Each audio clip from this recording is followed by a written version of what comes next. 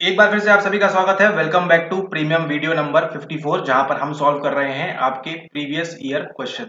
ठीक है, तो प्रीवियस ईयर क्वेश्चंस की इस कड़ी में लास्ट लेक्चर के अंदर 53 नंबर के अंदर आपने देखे थे। आपका जो छोटा सा मॉक टेस्ट भी था वहां पर आपने देखा था, उसके अंदर आपने सॉल्व किया था एक पैराग्राफ। तो उसमें अगर आपके 5 आउट ऑफ 5 है तो बहुत बढ़िया, अच्छा कर रहे हैं। 5 आउट ऑफ 4 है तो ठीक है, ओके। 5 आउट ऑफ 3 है तो आपको और मेहनत की आवश्यकता है।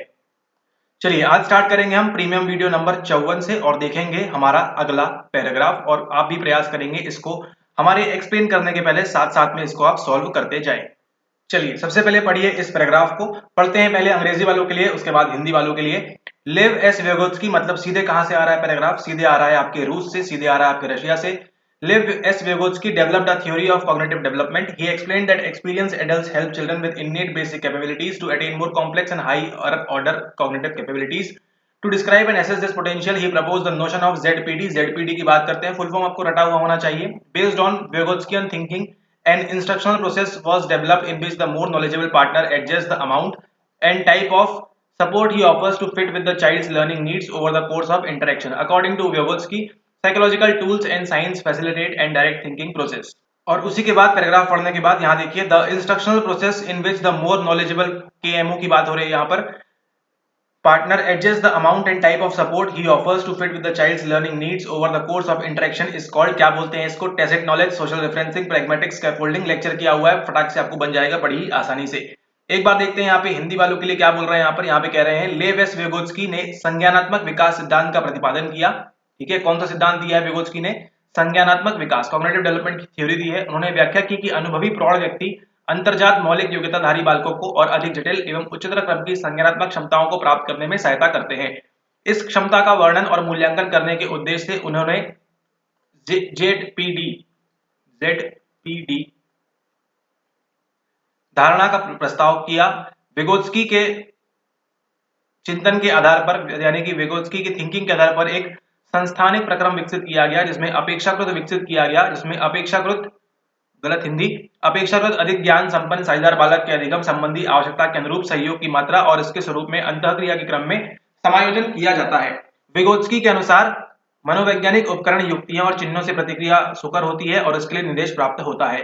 यहाँ पर देखिए शैक्षणिक प्रक्रिया, जिसमें अपेक्षाकृत अधिक ज्ञानवर साझेदार अंतःक्रिया के क्रम में बालक की अधिगम आवश्यकताओं के अनुरूप सहयोग की मात्रा, क्या कर रहे हैं यहाँ पर? जो बड़े हैं वो हेल्प कर रहे हैं। सीधा सीधा आंसर क्या हो जाता है आपका? सीधा सीधा आंसर आपका हो जाता है मचान के बारे में, यानी कि स्कैफोल्डिंग। ऑप्शन नंबर 4 जो है वो इसका करेक्ट आंसर है। बताने ऐसी कोई बात नहीं है, ऑलरेडी पहले आपको ये बताया हुआ है कि यहाँ पे जो एडल्ट है, जो एल्डर है, वो क्या कर रहे हैं? आपकी मदद कर रहे हैं। ठीक है, the instructional process in which the more knowledgeable partner adjust the amount and type of support he offers to fit with the child's learning. एक बच्चे को जैसी जरूरत है उस हिसाब से वहां पे प्रोवाइड की जा रही है, तो वो क्या है आपका? वो है आपका स्कैफोल्डिंग। ठीक है, आई होप आपने इसका आंसर सही किया होगा। स्कैफोल्डिंग, मचान, इसको आपने आंसर किया होगा। अब देखते हैं यहाँ पर अगला सवाल। अगला सवाल पूछ रहा है, the psychological tools and signs such as language, counting, mnemonics, algebraic symbols, art and writing that facilitate and direct thinking process is called by Vygotsky as.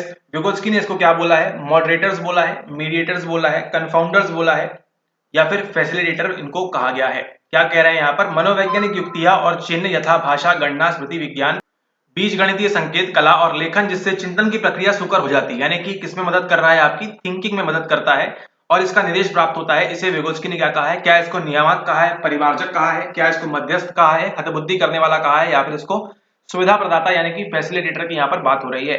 Facilitator कौन होते हैं? हमेशा ध्यान रखिएगा, जो आपके वयस्क हैं, एडल्ट हैं, वो आपको फैसिलिटेटर कहा गया है विगोत्स्की के द्वारा, तो ये आपका कैंसिल आउट हो जाता है। राइट आंसर क्या होगा आपका? यहाँ पर थोड़ा सा ट्रिकी क्वेश्चन है, यहाँ पे करेक्ट आंसर दिया है मीडिएटर्स, क्योंकि मीडिएशन का काम क्या करना होता है? मध्यस्थता करना होता है। ठीक है, तो मनोवैज्ञानिक युक्तियां, टेक्निक्स और चिन्ह, जैसे कि क्या है आपकी? लैंग्वेज है, काउंटिंग, स्मृति विज्ञान, बीज गणितीय संकेत, कला, आर्ट और लेखन, राइटिंग, जैसे जिससे चिंतन की प्रक्रिया क्या होती है? इसमें हेल्प होती है। किसके द्वारा? इन मीडिएटर्स के द्वारा आपको ये थिंकिंग में ये मदद करते हैं। ऐसा कहा गया है। किसके द्वारा? ऐसा कहा गया है आपके विगोत्स्की के द्वारा। तो अगर ये आपका गलत होता है तो ठीक है, चलिए कोई बात नहीं, ये गलत हो सकता है। थोड़ा सा यहाँ पर ट्रिकी सवाल है, लेकिन यहाँ पर क्या बोल रहे हैं? यहाँ पर बात की जा रही है किसके बारे में? आपके मीडिएटर्स के बारे में। तो अगर इस प्रकार से अगली बार सवाल आता है तो आप किसको टिक करेंगे? आप मीडिएटर्स पे वहां पर टिक करेंगे। चलिए अगला सवाल देखिए, सवाल नंबर 3, the theory of Vygotsky is called. Vygotsky की इस थ्योरी को क्या कहा जाता है? Cultural theory of cognitive development. कुछ भी यहाँ बकवास नहीं, सीधा सीधा आंसर क्या है इसका? ऑप्शन नंबर सी जो है इसका, सोशियो कल्चरल थ्योरी, सामाजिक सांस्कृतिक सिद्धांत, इसको कहा जाता है व्युगोत्स्की का। ठीक है, यहाँ पर देखिए विगोत्स्की का सिद्धांत कहलाता है, क्या कहलाता है आपका, ये संज्ञानात्मक विकास का सामाजिक सांस्कृतिक सिद्धांत कहलाता है, आपके विगोत्स्की इसकी बात करते हैं। चलिए फिर अगला देखिए क्या पूछ रहे हैं, ऊपर उपयुक्त पैराग्राफ से ही क्या पूछ रहे हैं, ZPD is defined by Vygotsky as, यानी कि ZPD को, जिसको आप किस नाम से जानते हैं देखेंगे अभी अगले सवाल में, उसको क्या बोलते हैं, ऐसा पूछा जा रहा है विगोत्स्की के द्वारा ZPD किसको कहा गया है। The region of sensitivity for learning characterized by the difference between the developmental level when the child is working alone and the level he is capable of reaching with the aid of an adult. The region of difference between inability to use a known thing and benefit from the use of such a strategy. The region of learning what a child has learned from experience and knows about the world in general. The region of ability to fit into change and choose environment that best fulfill the child's needs and desire to learn from society and culture. ठीक है, इनमें से क्या है, English वाले इसका answer देने का प्रयास करें, काफी आसान है यहाँ पर। अब देखिए ZPD की परिभाषा इस प्रकार दी गई है, ठीक है, किस प्रकार से कह रहे हैं, जब यहाँ पर बालक अकेले में कार्य करता है और जिस स्तर तक वह किसी प्रौढ़ व्यक्ति की सहायता से पहुंचने में सक्षम होता है, इन दोनों के मध्य विकासात्मक स्तर के अंतर द्वारा अधिगम के प्रति संवेदनशीलता का क्षेत्र अभिलक्षित होता है। यही सिंपली आपके टर्म्स में ये क्या है, यही आपका आंसर है, यही आपका ZPD है। ZPD का फुल फॉर्म क्या होता है, ZPD का फुल फॉर्म होता है, अगला का आंसर आपको ऑलरेडी मालूम पड़ गया है, जोन ऑफ प्रॉक्सिमो-डिस्टल एक्सपेरिमेंट। ठीक है, तो यहाँ पर ध्यान देंगे, इसका करेक्ट आंसर क्या है, करेक्ट आंसर इसका आपका ऑप्शन नंबर 1 ए इसका जो है वो करेक्ट आंसर है। चलिए ये रहा आपका अंतिम सवाल, क्या पूछ रहे हैं, ZPD से अभिप्रेत है, ZPD का मतलब क्या है, फुल फॉर्म क्या है पूछ रहे हैं आपसे, zone of post natal development, zone of proximal development, zone of proximal distal development, zone of proximal distance, आपको ऑलरेडी आंसर मालूम है। Zone of post natal development क्या है इसका करेक्ट आंसर, करेक्ट आंसर है इसका आपका ऑप्शन नंबर क्या होगा, सी होगा ना, अभी तो बताया आपको, नहीं सी नहीं है। ठीक है, राइट आंसर क्या है आपका, राइट आंसर है जोन ऑफ प्रॉक्सिमल डेवलपमेंट, यानी कि ऑप्शन नंबर बी जो है ये आपका करेक्ट आंसर है।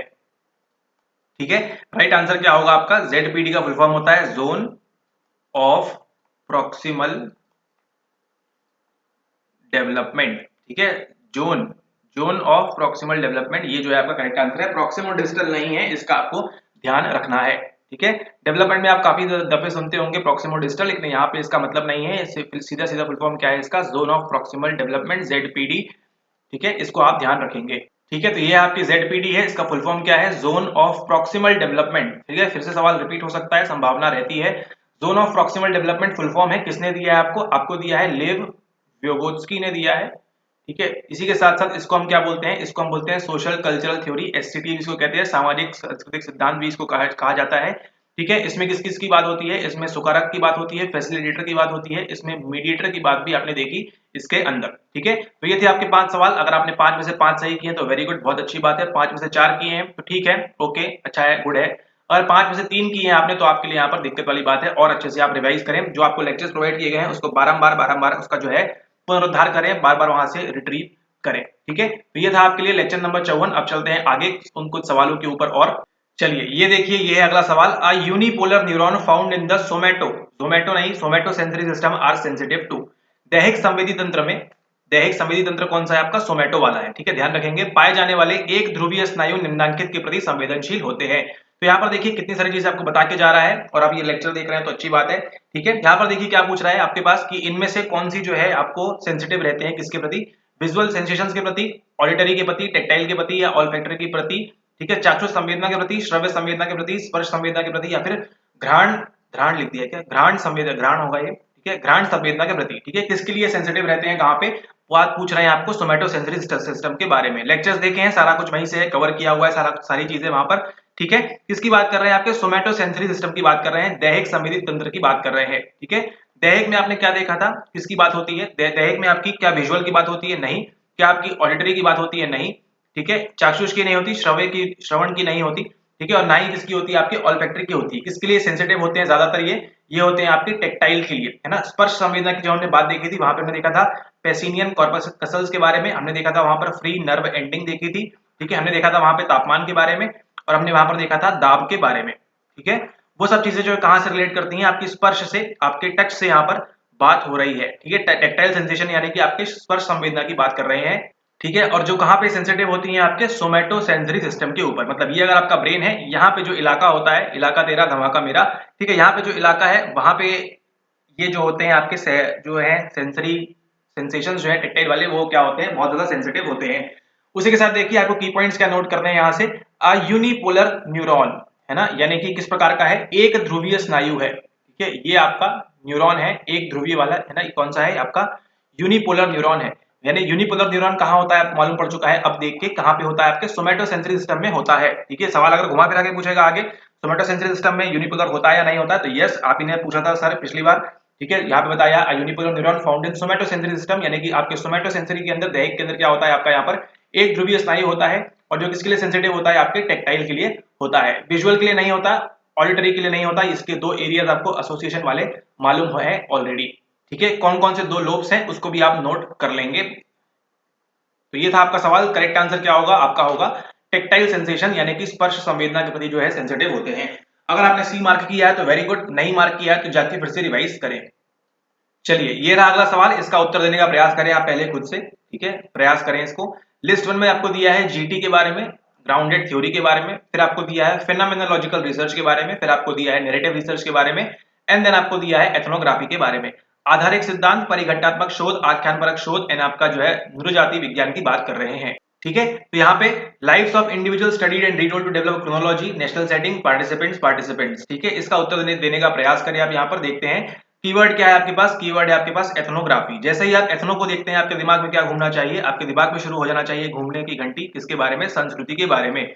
चारों लाइन उठाइए, संस्कृति कहाँ है उसके पास चिपक जाइए स्पाइडरमैन की तरह। संस्कृति कहाँ है, studying intact cultural group in national setting, ethnography आपका किसके साथ जाएगा, आपकी डी के साथ आपका सेकंड वाला ऑप्शन जाएगा। एथनोग्राफी की बात हो रही है, किसकी बात हो रही है, नृजाति विज्ञान की बात हो रही है। नैसर्गिक अभिविन्यास में अक्षुक्षण अक्षुण माय गॉड, अक्षुण सांस्कृतिक समूह का अध्ययन करना, ठीक है।